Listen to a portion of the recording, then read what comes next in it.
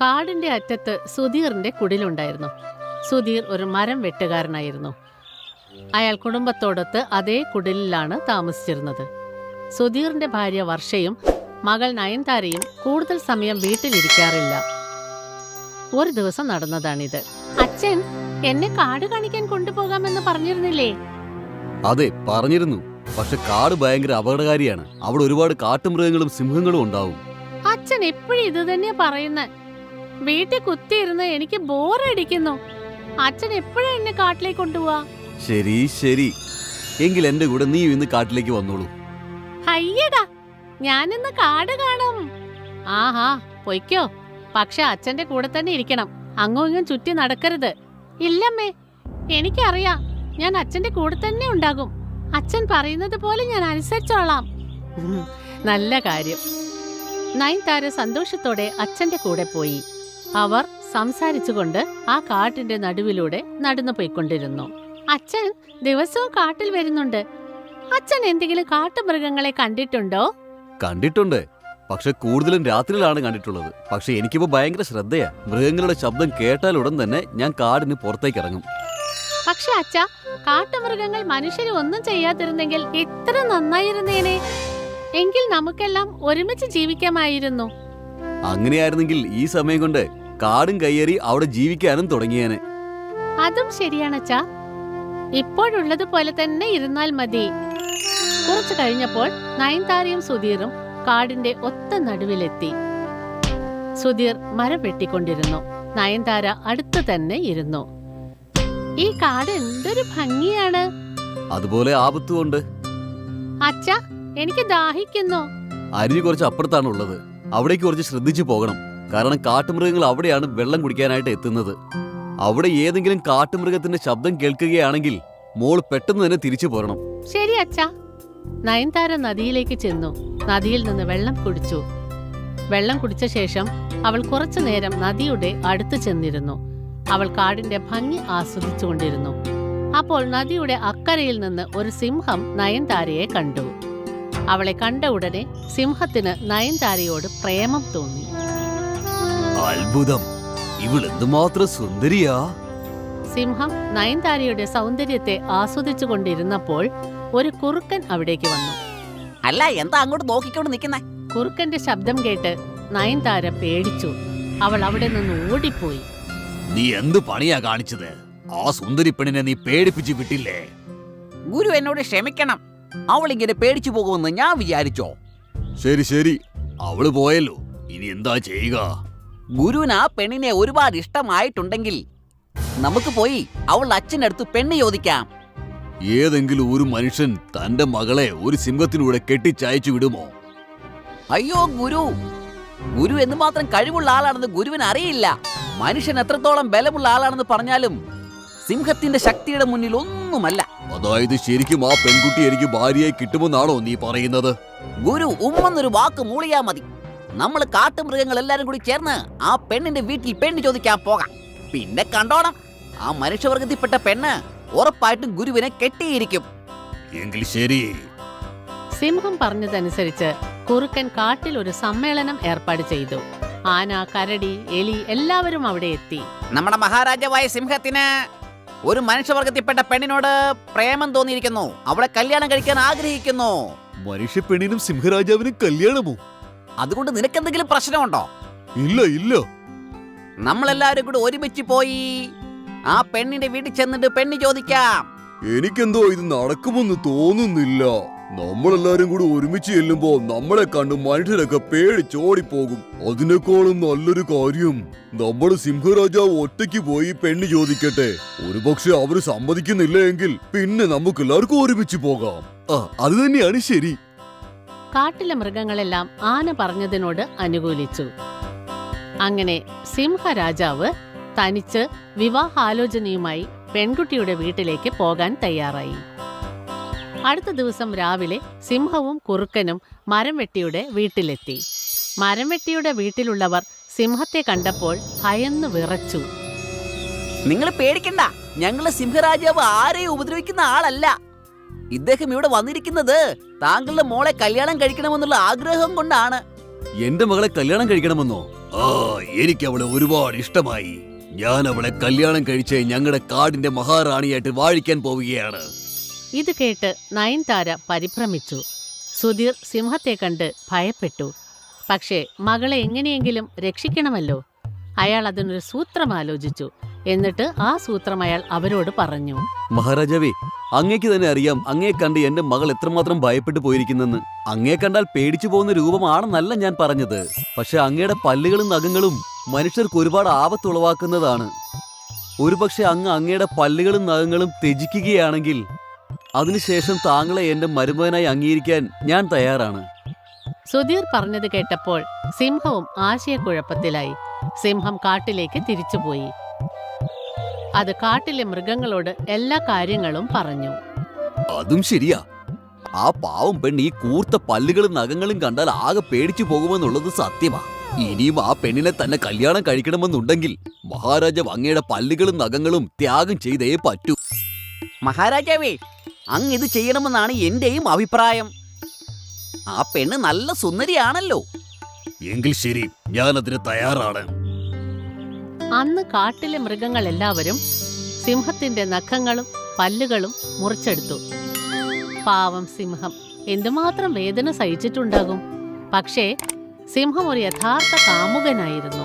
ആ പെൺകുട്ടിക്ക് വേണ്ടി അത് തന്റെ എല്ലാ നഖങ്ങളും പല്ലുകളും ത്യാഗം ചെയ്തു. അടുത്ത ദിവസം രാവിലെ സിംഹവും കുറുക്കനും മരം വെട്ടിയുടെ വീട്ടിലെത്തി. നോക്ക്, ഞാൻ എന്റെ പല്ലുകളും നഖങ്ങളും പറിച്ചു കളഞ്ഞിരിക്കുന്നു. ഇനി നിങ്ങൾ നിങ്ങളുടെ മകളെ എനിക്ക് കല്യാണം കഴിച്ചു തരൂ. സുധീർ സിംഹത്തെ നന്നായി പരിശോധിച്ചു. എന്നിട്ട് ഒരു മഴു എടുത്ത് സിംഹത്തെ വെട്ടിക്കൊണ്ടേയിരുന്നു. കുറുക്കൻ അവിടെ നിന്ന് ഓടി. കുറെ നേരം വെട്ടിയതിനു ശേഷം സുധീർ ക്ഷീണിച്ചുപോയി. നിന്റെ പല്ലും നഖങ്ങളും എല്ലാം പോയി. ഇനി നീ സിംഹമായി ജീവിച്ചിട്ട് എന്താണ് പ്രയോജനം? സുധീർ സിംഹത്തെ അടിച്ച് അവിടെ നിന്നും ഓടിച്ചു. ഈ കഥയിൽ നിന്ന് നമ്മൾ ഒരു കാര്യം മനസ്സിലാക്കണം. നമ്മൾ ആർക്കു വേണ്ടിയും നമ്മുടെ ശക്തി ത്യാഗം ചെയ്യാൻ പാടില്ല. ഇല്ലെങ്കിൽ സിംഹത്തിന് പോലും മനുഷ്യരെ ഭയപ്പെടേണ്ടതായി വരും. കാടിന്റെ അറ്റത്ത് സുധീറിന്റെ കുടിലുണ്ടായിരുന്നു. സുധീർ ഒരു മരം വെട്ടുകാരനായിരുന്നു. അയാൾ കുടുംബത്തോടൊത്ത് അതേ കുടിലിലാണ് താമസിച്ചിരുന്നത്. സുധീറിന്റെ ഭാര്യ വർഷയും മകൾ നയൻതാരയും കൂടുതൽ സമയം വീട്ടിലിരിക്കാറില്ല. ഒരു ദിവസം നടന്നതാണിത്. അച്ഛൻ എന്നെ കാട് കാണിക്കാൻ കൊണ്ടുപോകാമെന്ന് പറഞ്ഞിരുന്നില്ലേ? അതെ, പറഞ്ഞിരുന്നു. പക്ഷെ കാട് ഭയങ്കര അപകടകാരിയാണ്. അവിടെ ഒരുപാട് കാട്ടുമൃഗങ്ങളും സിംഹങ്ങളും ഉണ്ടാവും. അച്ഛൻ എപ്പോഴും ഇത് തന്നെയാ പറയുന്നത്. വീട്ടിൽ കുത്തിയിരുന്ന് എനിക്ക് ബോറടിക്കുന്നു. അച്ഛൻ എപ്പോഴും എന്നെ കാട്ടിലേക്ക് കൊണ്ടുപോവാ? ശരി ശരി, എങ്കിൽ എന്റെ കൂടെ നീ ഇന്ന് കാട്ടിലേക്ക് വന്നോളൂ. അയ്യടാ, ഞാനിന്ന് കാട് കാണും. ആഹാ, പൊയ്ക്കോ. പക്ഷെ അച്ഛന്റെ കൂടെ തന്നെ ഇരിക്കണം. അങ്ങും ഇങ്ങും ചുറ്റി നടക്കരുത്. ഇല്ലമ്മേ, എനിക്കറിയാം. ഞാൻ അച്ഛന്റെ കൂടെ തന്നെ ഉണ്ടാകും. അച്ഛൻ പറയുന്നത് പോലെ ഞാൻ അനുസരിച്ചോളാം. നല്ല കാര്യം. നയൻതാര സന്തോഷത്തോടെ അച്ഛന്റെ കൂടെ പോയി. അവർ സംസാരിച്ചുകൊണ്ട് ആ കാട്ടിന്റെ നടുവിലൂടെ നടന്നു പോയിക്കൊണ്ടിരുന്നു. അച്ഛൻ ദിവസവും കാട്ടിൽ വരുന്നുണ്ട്. അച്ഛൻ എന്തെങ്കിലും കാട്ടുമൃഗങ്ങളെ കണ്ടിട്ടുണ്ടോ? കണ്ടിട്ടുണ്ട്, പക്ഷെ കൂടുതലും രാത്രിയിലാണ് കണ്ടിട്ടുള്ളത്. പക്ഷെ എനിക്കിപ്പോ ഭയങ്കര ശ്രദ്ധയാ. മൃഗങ്ങളുടെ ശബ്ദം കേട്ടാൽ ഉടൻ തന്നെ ഞാൻ കാടിന് പുറത്തേക്ക് ഇറങ്ങും. പക്ഷെ അച്ഛാ, കാട്ടുമൃഗങ്ങൾ മനുഷ്യരെ ഒന്നും ചെയ്യാതിരുന്നെങ്കിൽ എത്ര നന്നായിരുന്നേനെ. എങ്കിൽ നമുക്കെല്ലാം ഒരുമിച്ച് ജീവിക്കാമായിരുന്നു. അങ്ങനെയായിരുന്നെങ്കിൽ ഈ സമയം കൊണ്ട് കാടും കയ്യേറി അവിടെ ജീവിക്കാനും തുടങ്ങിയേനെ. അതും ശരിയാണച്ചാ. ഇപ്പോഴുള്ളതുപോലെ തന്നെ ഇരുന്നാൽ മതി. കുറച്ചു കഴിഞ്ഞപ്പോൾ നയൻതാരയും സുധീറും കാടിന്റെ ഒത്ത നടുവിലെത്തി. സുധീർ മരം വെട്ടിക്കൊണ്ടിരുന്നു. നയൻതാര അടുത്തു തന്നെ ഇരുന്നു. ഈ കാട് എന്തൊരു ഭംഗിയാണ്. അതുപോലെ ആപത്തുകൊണ്ട്. അച്ഛാ, എനിക്ക് ദാഹിക്കുന്നു. അരുവി കുറച്ച് അപ്പുറത്താണുള്ളത്. അവിടേക്ക് കുറച്ച് ശ്രദ്ധിച്ചു പോകണം. കാരണം കാട്ടുമൃഗങ്ങൾ അവിടെയാണ് വെള്ളം കുടിക്കാനായിട്ട് എത്തുന്നത്. അവിടെ ഏതെങ്കിലും കാട്ടുമൃഗത്തിന്റെ ശബ്ദം കേൾക്കുകയാണെങ്കിൽ മോൾ പെട്ടെന്ന് തന്നെ തിരിച്ചു പോരണം. ശരി അച്ഛാ. നയൻതാര നദിയിലേക്ക് ചെന്നു. നദിയിൽ നിന്ന് വെള്ളം കുടിച്ചു. വെള്ളം കുടിച്ച ശേഷം അവൾ കുറച്ചു നേരം നദിയുടെ അടുത്ത് ചെന്നിരുന്നു. അവൾ കാടിന്റെ ഭംഗി ആസ്വദിച്ചുകൊണ്ടിരുന്നു. അപ്പോൾ നദിയുടെ അക്കരയിൽ നിന്ന് ഒരു സിംഹം നയൻതാരയെ കണ്ടു. അവളെ കണ്ട ഉടനെ സിംഹത്തിന് നയൻതാരയോട് പ്രേമം തോന്നി. അത്ഭുതം, ഇവൾ എന്തുമാത്രം സുന്ദരിയാ. സിംഹം നയൻതാരയുടെ സൗന്ദര്യത്തെ ആസ്വദിച്ചു കൊണ്ടിരുന്നപ്പോൾ ഒരു കുറുക്കൻ അവിടേക്ക് വന്നു. അല്ല, എന്താ അങ്ങോട്ട് നോക്കിക്കൊണ്ട് നിൽക്കുന്നേ? കുറുക്കന്റെ ശബ്ദം കേട്ട് നയൻതാര പേടിച്ചു. അവൾ അവിടെ നിന്ന് ഓടിപ്പോയി. നീ എന്ത് പണിയാ കാണിച്ചത്? ആ സുന്ദരി പെണ്ണിനെ നീ പേടിപ്പിച്ചു വിട്ടില്ലേ? ഗുരു എന്നോട് ക്ഷമിക്കണം. അവൾ ഇങ്ങനെ പേടിച്ചു പോകുമെന്ന് ഞാൻ വിചാരിച്ചോ? ശരി ശരി, അവള് പോയല്ലോ, ഇനി എന്താ ചെയ്യുക? ഗുരുവിന് ആ പെണ്ണിനെ ഒരുപാട് ഇഷ്ടമായിട്ടുണ്ടെങ്കിൽ നമുക്ക് പോയി അവളുടെ അച്ഛനടുത്ത് പെണ്ണ് ചോദിക്കാം. ഏതെങ്കിലും ഒരു മനുഷ്യൻ തന്റെ മകളെ ഒരു സിംഹത്തിലൂടെ കെട്ടിച്ചയച്ചു വിടുമോ? അയ്യോ ഗുരു എന്തുമാത്രം കഴിവുള്ള ആളാണെന്ന് ഗുരുവിന് അറിയില്ല. മനുഷ്യൻ എത്രത്തോളം ബലമുള്ള ആളാണെന്ന് പറഞ്ഞാലും സിംഹത്തിന്റെ ശക്തിയുടെ മുന്നിൽ ഒന്നുമല്ല. അതായത് ശരിക്കും ആ പെൺകുട്ടി എനിക്ക് ഭാര്യയായി കിട്ടുമെന്നാണോ നീ പറയുന്നത്? ഗുരു ഉമ്മെന്നൊരു വാക്ക് മൂളിയാ മതി. നമ്മൾ കാട്ടുമൃഗങ്ങൾ എല്ലാരും കൂടി ചേർന്ന് ആ പെണ്ണിന്റെ വീട്ടിൽ പെണ്ണ് ചോദിക്കാൻ പോകാം. പിന്നെ കണ്ടോണം, ആ മനുഷ്യവർഗത്തിൽപ്പെട്ട പെണ്ണ് ഉറപ്പായിട്ടും ഗുരുവിനെ കെട്ടിയിരിക്കും. എങ്കിൽ ശരി. സിംഹം പറഞ്ഞതനുസരിച്ച് കുറുക്കൻ കാട്ടിൽ ഒരു സമ്മേളനം ഏർപ്പാട് ചെയ്തു. ആന, കരടി, എലി എല്ലാവരും അവിടെ എത്തി. നമ്മുടെ മഹാരാജാവായ സിംഹത്തിന് ഒരു മനുഷ്യവർഗത്തിൽപ്പെട്ട പെണ്ണിനോട് പ്രേമം തോന്നിയിരിക്കുന്നു. അവളെ കല്യാണം കഴിക്കാൻ ആഗ്രഹിക്കുന്നു. മനുഷ്യ പെണ്ണിനും സിംഹരാജാവിനും കല്യാണമോ? അതുകൊണ്ട് നിനക്കെന്തെങ്കിലും പ്രശ്നമുണ്ടോ? ഇല്ല ഇല്ല. നമ്മളെല്ലാവരും കൂടി ഒരുമിച്ച് പോയി ആ പെണ്ണിന്റെ വീട്ടിൽ ചെന്നിട്ട് പെണ്ണ് ചോദിക്കാം. എനിക്കെന്തോ ഇത് നടക്കുമെന്ന് തോന്നുന്നില്ല. നമ്മളെല്ലാരും കൂടി ഒരുമിച്ച് ചെല്ലുമ്പോ നമ്മളെ കണ്ട് മനുഷ്യരൊക്കെ പേടിച്ചോടിപ്പോകും. അതിനേക്കാളും നല്ലൊരു കാര്യം, നമ്മുടെ സിംഹരാജാവ് ഒറ്റയ്ക്ക് പോയി പെണ്ണ് ചോദിക്കട്ടെ. ഒരുപക്ഷെ അവര് സമ്മതിക്കുന്നില്ല എങ്കിൽ പിന്നെ നമുക്ക് എല്ലാവർക്കും ഒരുമിച്ച് പോകാം. അത് തന്നെയാണ് ശരി. കാട്ടിലെ മൃഗങ്ങളെല്ലാം ആന പറഞ്ഞതിനോട് അനുകൂലിച്ചു. അങ്ങനെ സിംഹരാജാവ് തനിച്ച് വിവാഹാലോചനയുമായി പെൺകുട്ടിയുടെ വീട്ടിലേക്ക് പോകാൻ തയ്യാറായി. അടുത്ത ദിവസം രാവിലെ സിംഹവും കുറുക്കനും മരംവെട്ടിയുടെ വീട്ടിലെത്തി. മരംവെട്ടിയുടെ വീട്ടിലുള്ളവർ സിംഹത്തെ കണ്ടപ്പോൾ ഭയന്നു വിറച്ചു. നിങ്ങൾ പേടിക്കണ്ട, ഞങ്ങള് സിംഹരാജാവ് ആരെയും ഉപദ്രവിക്കുന്ന ആളല്ല.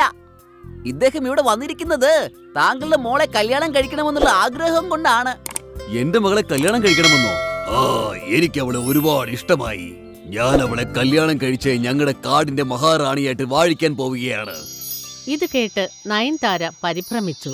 സുധീർ സിംഹത്തെ കണ്ട് ഭയപ്പെട്ടു. പക്ഷേ മകളെ എങ്ങനെയെങ്കിലും രക്ഷിക്കണമല്ലോ. അയാൾ അതിനൊരു സൂത്രം ആലോചിച്ചു. എന്നിട്ട് ആ സൂത്രം അയാൾ അവരോട് പറഞ്ഞു. മഹാരാജാവേ, അങ്ങേക്ക് തന്നെ അറിയാം അങ്ങേ കണ്ട് എന്റെ മകൾ എത്രമാത്രം ഭയപ്പെട്ടു പോയിരിക്കുന്നെന്ന്. അങ്ങേ കണ്ടാൽ പേടിച്ചു പോകുന്ന രൂപമാണെന്നല്ല ഞാൻ പറഞ്ഞത്. പക്ഷെ അങ്ങയുടെ പല്ലുകളും നഖങ്ങളും മനുഷ്യർക്ക് ഒരുപാട് ആപത്തുളവാക്കുന്നതാണ്. ഒരുപക്ഷെ അങ്ങയുടെ പല്ലുകളും നഖങ്ങളും ത്യജിക്കുകയാണെങ്കിൽ അതിനുശേഷം താങ്കളെ എന്റെ മരുമകനായി അംഗീകരിക്കാൻ ഞാൻ തയ്യാറാണ്. സുധീർ പറഞ്ഞത് കേട്ടപ്പോൾ സിംഹവും ആശയക്കുഴപ്പത്തിലായി. സിംഹം കാട്ടിലേക്ക് തിരിച്ചുപോയി. അത് കാട്ടിലെ മൃഗങ്ങളോട് എല്ലാ കാര്യങ്ങളും പറഞ്ഞു. അതും ശരിയാ. ആ പാവം പെണ്ണ് ഈ കൂർത്ത പല്ലുകളും നഖങ്ങളും കണ്ടാൽ ആകെ പേടിച്ചു പോകുമെന്നുള്ളത് സത്യമാ. ഇനിയും ആ പെണ്ണിനെ തന്നെ കല്യാണം കഴിക്കണമെന്നുണ്ടെങ്കിൽ മഹാരാജാവ് അങ്ങയുടെ പല്ലുകളും നഖങ്ങളും ത്യാഗം ചെയ്തേ പറ്റൂ. മഹാരാജാവേ, അങ്ങ് ഇത് ചെയ്യണമെന്നാണ് എന്റെയും അഭിപ്രായം. ആ പെണ്ണ് നല്ല സുന്ദരിയാണല്ലോ. എങ്കിൽ ശരി, ഞാൻ അതിന് തയ്യാറാണ്. അന്ന് കാട്ടിലെ മൃഗങ്ങൾ എല്ലാവരും സിംഹത്തിന്റെ നഖങ്ങളും പല്ലുകളും മുറിച്ചെടുത്തു. പാവം സിംഹം എന്തുമാത്രം വേദന സഹിച്ചിട്ടുണ്ടാകും. പക്ഷേ സിംഹം ഒരു യഥാർത്ഥ കാമുകനായിരുന്നു. ആ പെൺകുട്ടിക്ക് വേണ്ടി അത് തന്റെ എല്ലാ നഖങ്ങളും പല്ലുകളും ത്യാഗം ചെയ്തു. അടുത്ത ദിവസം രാവിലെ സിംഹവും കുറുക്കനും മരംവെട്ടിയുടെ വീട്ടിലെത്തി. നോക്ക്, ഞാൻ എന്റെ പല്ലുകളും നഖങ്ങളും പറിച്ചു കളഞ്ഞിരിക്കുന്നു. ഇനി നിങ്ങൾ നിങ്ങളുടെ മകളെ എനിക്ക് കല്യാണം കഴിച്ചു തരൂ. സുധീർ സിംഹത്തെ നന്നായി പരിശോധിച്ചു. എന്നിട്ട് ഒരു മഴു എടുത്ത് സിംഹത്തെ വെട്ടിക്കൊണ്ടേയിരുന്നു. കുറുക്കൻ അവിടെ നിന്ന് ഓടി. കുറെ നേരം വെട്ടിയതിനു ശേഷം സുധീർ ക്ഷീണിച്ചു പോയി. നിന്റെ പല്ലും നഖങ്ങളും എല്ലാം പോയി. ഇനി നീ സിംഹമായി ജീവിച്ചിട്ട് എന്താണ് പ്രയോജനം? സുധീർ സിംഹത്തെ അടിച്ച് അവിടെ നിന്നും ഓടിച്ചു. ഈ കഥയിൽ നിന്ന് നമ്മൾ ഒരു കാര്യം മനസ്സിലാക്കണം. നമ്മൾ ആർക്കു വേണ്ടിയും നമ്മുടെ ശക്തി ത്യാഗം ചെയ്യാൻ പാടില്ല. ഇല്ലെങ്കിൽ സിംഹത്തിന് പോലും മനുഷ്യരെ ഭയപ്പെടേണ്ടതായി വരും.